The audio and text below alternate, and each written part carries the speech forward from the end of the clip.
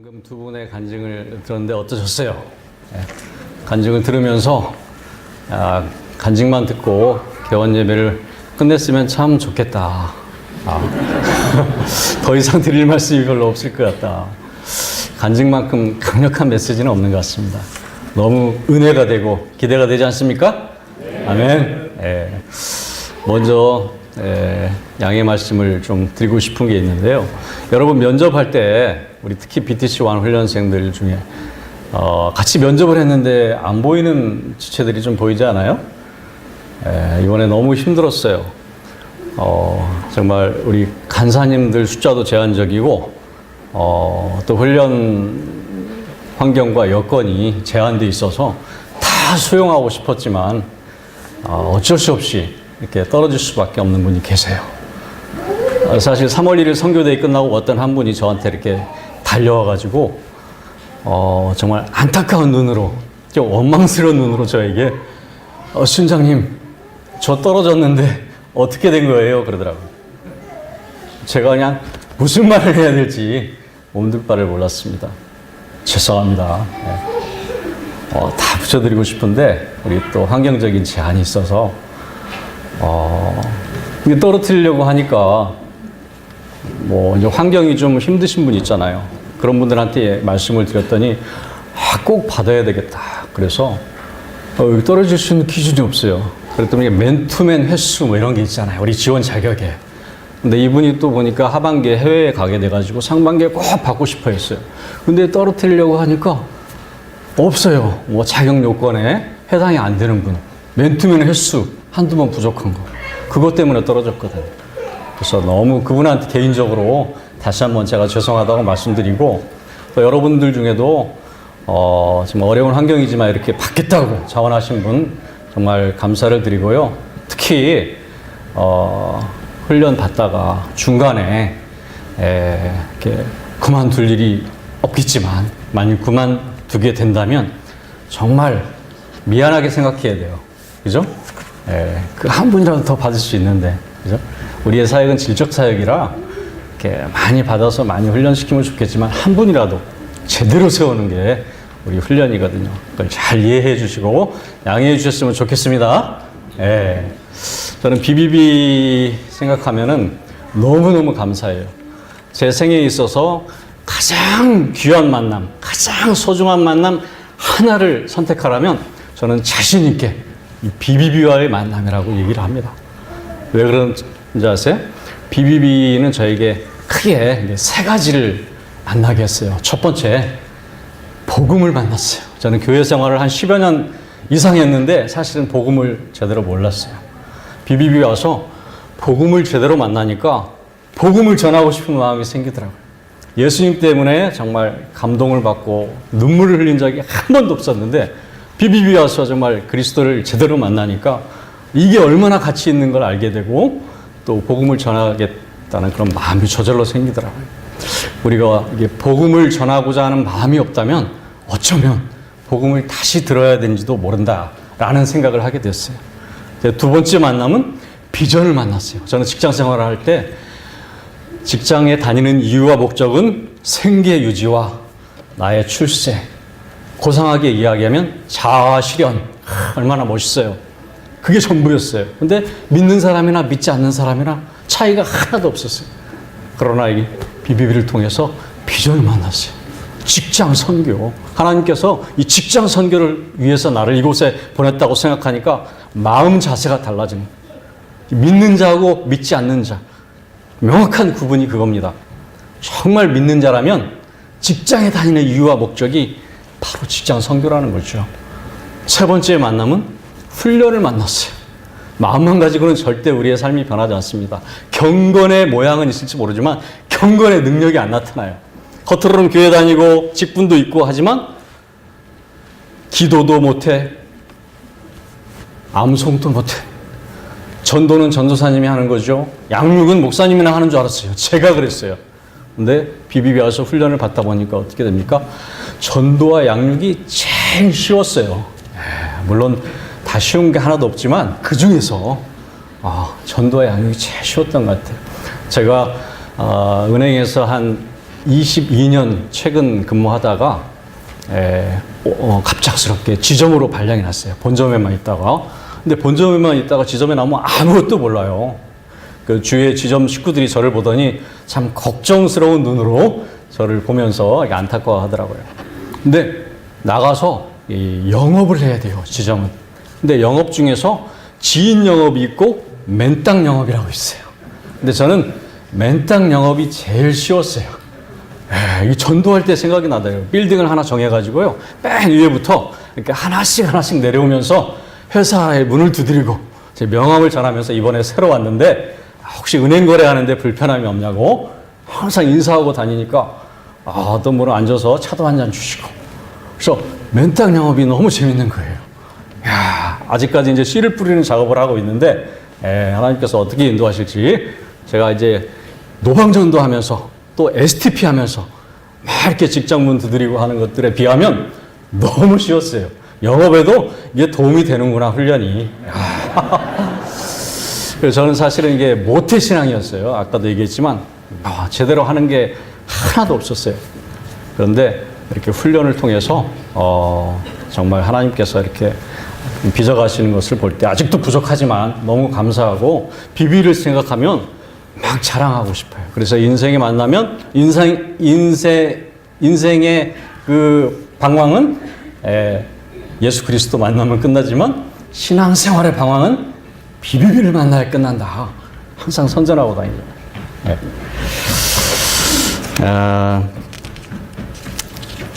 하나님이 쓰시는 사람이 혹시 어떤 사람인지 아세요? 하나님이 어떤 사람을 쓰실까요? 어떤 분이 그러더라고요. 하나님이 쓰시는 사람은 머리가 좀 이렇게 많이 안 난 분들을 하나님이 많이 쓰시는 것 같다, 그런 얘기를 하더라고요. 하나님께서 이렇게 자주 하나님의 일을 잘하니까 머리를 자주 쓰다듬어주고, 그리고 이렇게 주로 하나님이 쓰실 때 이렇게 뽑아 쓰신다, 이렇게 뽑아서 쓰시다 보니까 머리가 많이 이렇게 빠져서 그래서 머리가 안 나시는 분들은 하나님께서 정말 귀하게 자주 쓰시는 분이라고 얘기를 하더라고요. 그 얘기를 듣고 어떤 형제님이 이 머리가 없다 그러면 되게 기분 나빠하더라고요. 머리카락이 이제 좀 별로 없었는데 굉장히 위로를 받고 그 뒤부터 아주 당당해졌다는 그런 얘기가 있더라고요. 그래서 하나님의 우리의 약점을 또 이렇게 장점으로 바꾸시는 분이구나 생각했는데,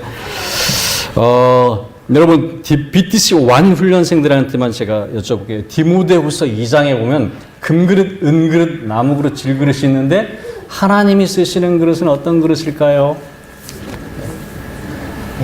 주인이 귀하게 쓰시는 그릇이 있어요. 어떤 그릇이죠?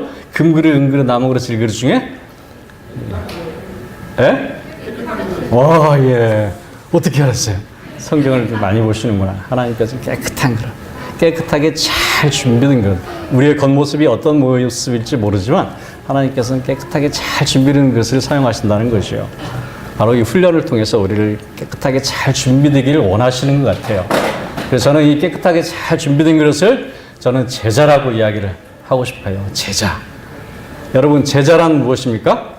그 BTC 1 훈련생들 면접할 때 질의서에 그런 질문이 있었죠. 그리스도인과 제자의 차이.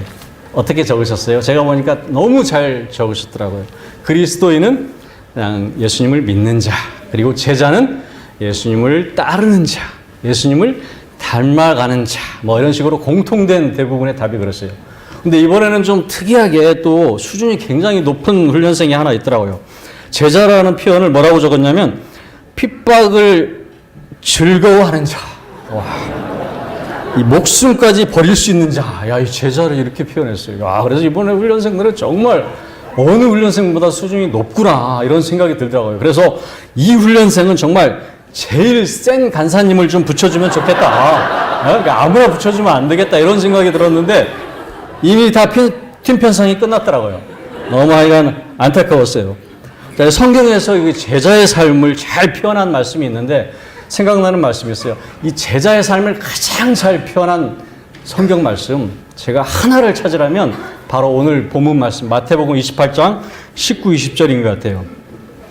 가장 제자의 삶과 관련돼서 중요한 두 번째 말씀을 찾으라면 저는 누가복음 9장 23절 말씀인 것 같아요. 먼저 이게 마태복음 28장 19, 20절 말씀을 다 같이 한번 읽어볼까요? 시작.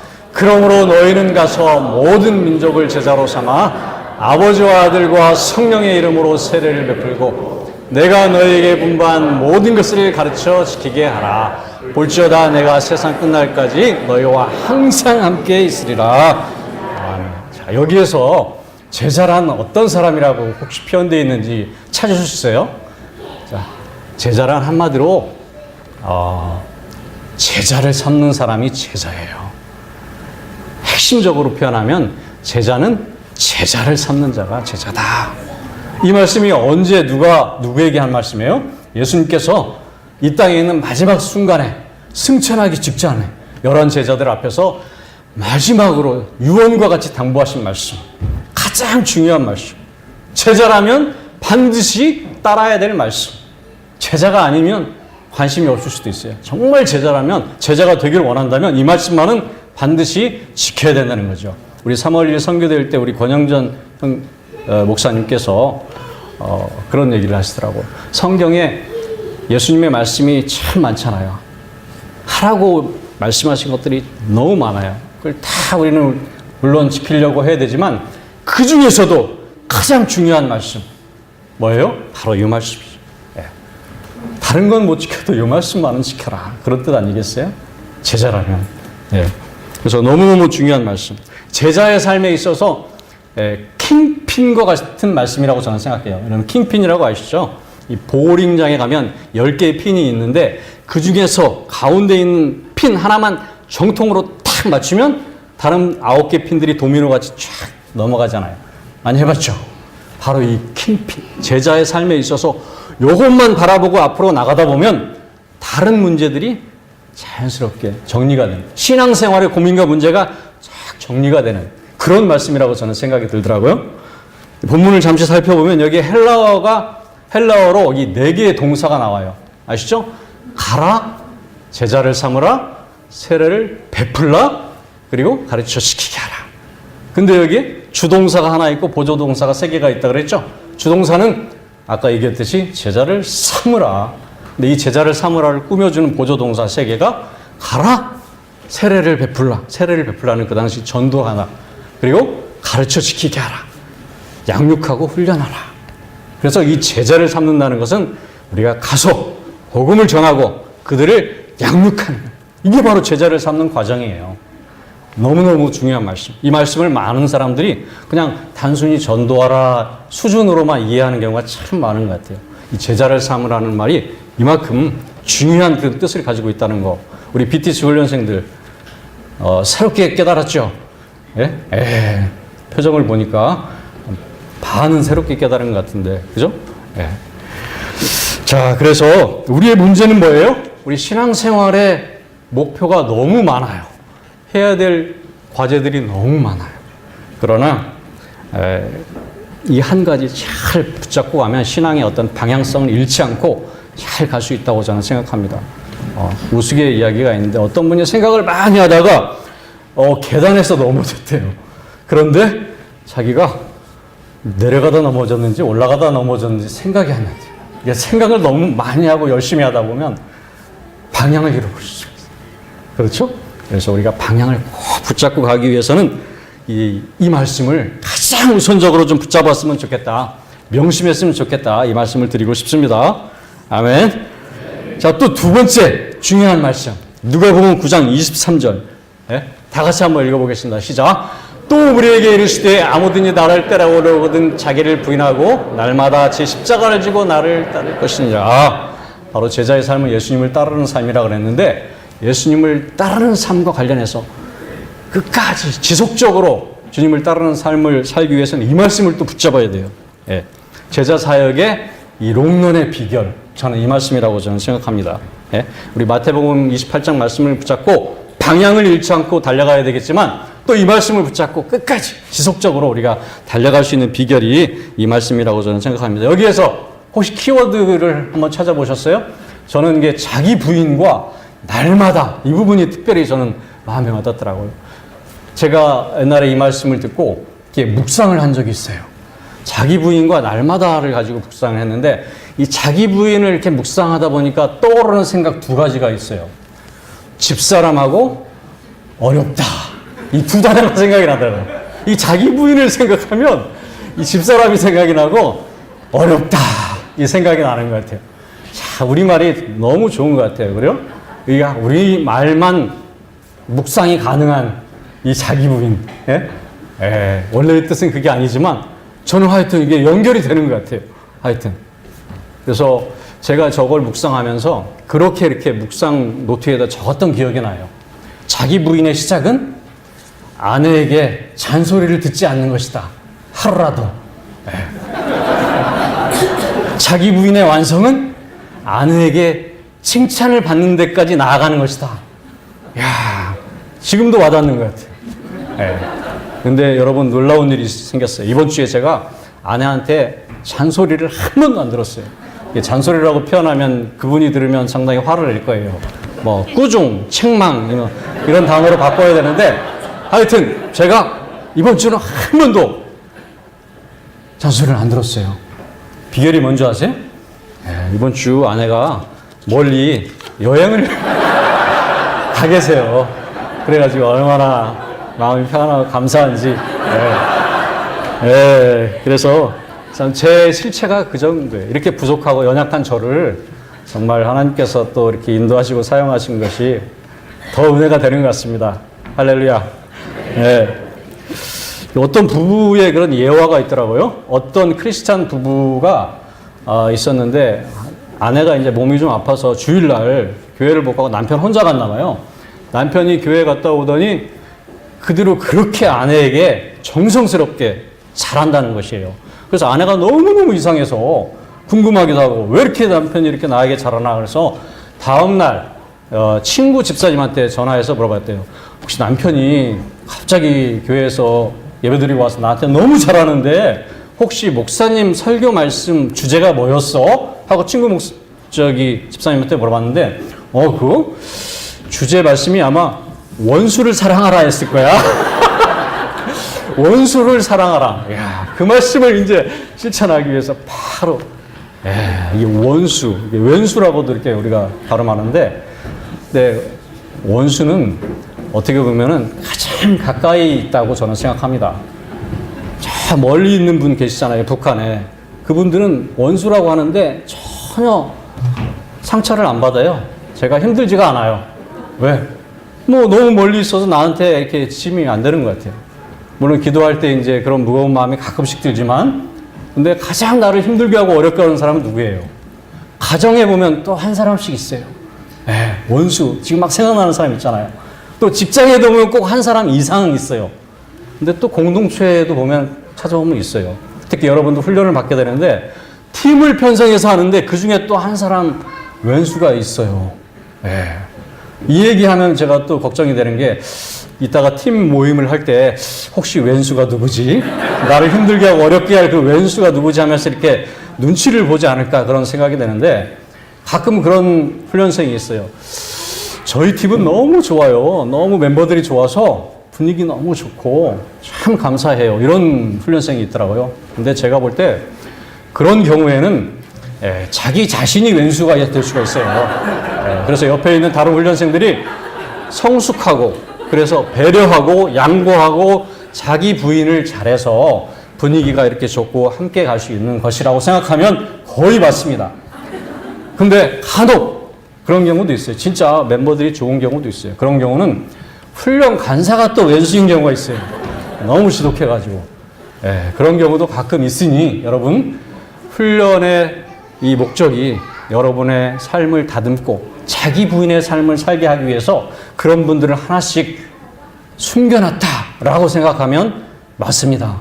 아멘. 그래서 혹시 훈련 간사가 너무 깐깐하게 하거나 지독하게 한다면 그분이 그분이구나 이런 마음으로 최선을 다하시기 바랍니다. 아멘.